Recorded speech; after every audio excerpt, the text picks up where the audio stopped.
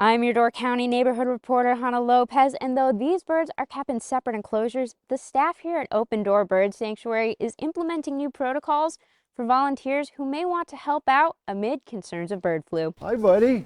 Safety for their birds has always been the #1 concern at the Open Door Bird Sanctuary in Jacksonport. We have come across a number of birds out in the wild that do have avian influenza. We will not come in contact with that bird. Rob Holtz is the executive director at Open Door Bird Sanctuary and says birds contracting the bird flu right now are birds like geese and chickens who congregate together. They transfer it back and forth to each other, and then they get sick and give it to somebody else.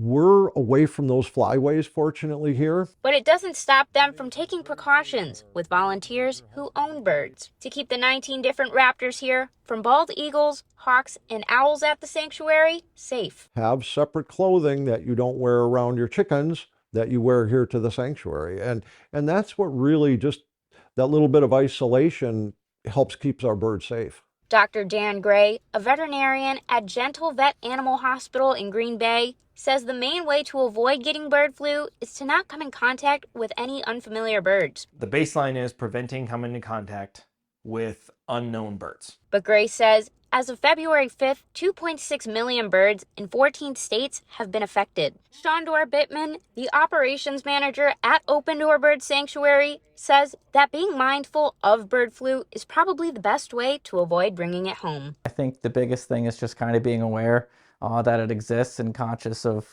points of contact where, you could come in contact with it and then, potentially transfer it to your birds. Gentle Vet says if they receive a confirmed case of bird flu, they'll be in contact with the state vet who will issue a quarantine.